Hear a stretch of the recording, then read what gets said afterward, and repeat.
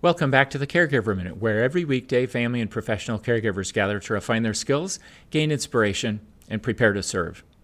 One common challenge that family and professional caregivers run into is helping the people they serve fall asleep or stay asleep or both. And many people watching the Caregiver Minute probably struggle with that in their own lives as well.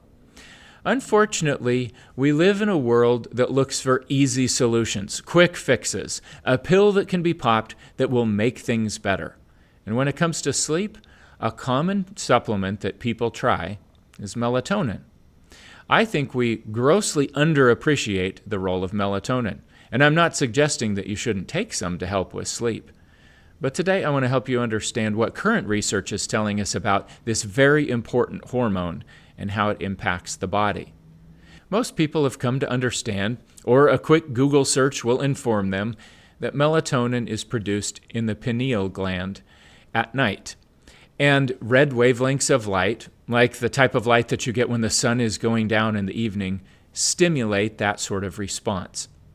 It stands to reason then, if that's a hormone that helps us fall asleep, that taking a little bit of melatonin might be helpful. And when I was running a memory care community, I had a lot of residents whose physicians had prescribed just a little bit of melatonin, about 3 milligrams, to help them fall asleep.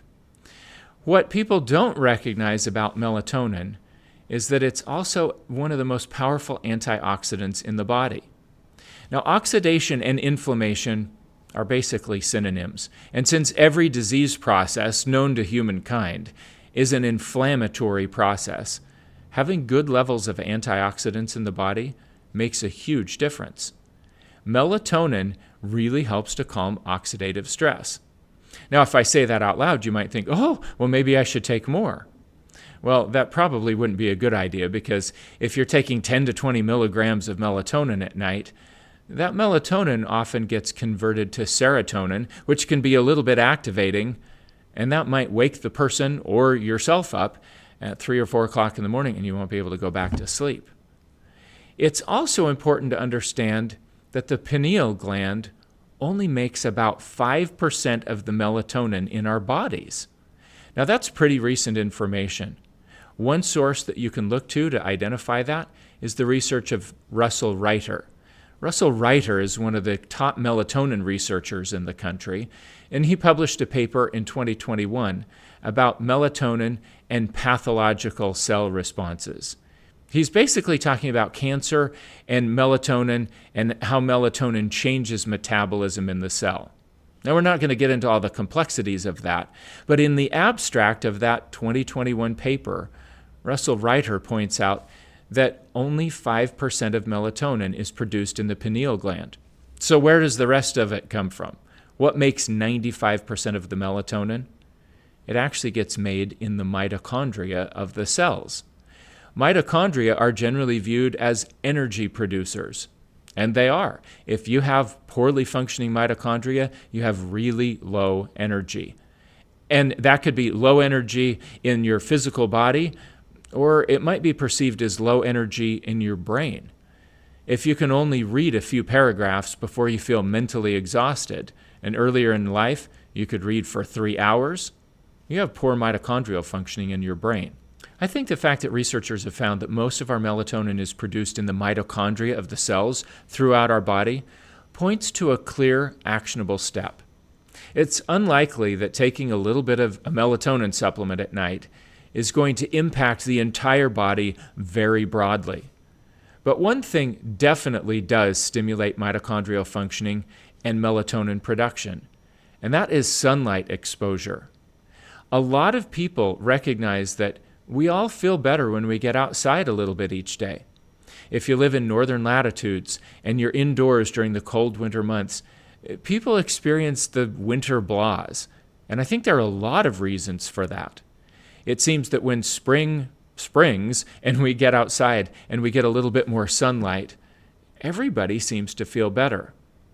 Now, historically, a lot of people have recognized that vitamin D production is dependent on sun exposure, and it is. And if you get outside and enjoy some sunlight for a couple of hours, particularly if you're not using sunscreen that would block ultraviolet light, which is what stimulates the body to produce vitamin D, then you feel better because that hormone is critically important for the body.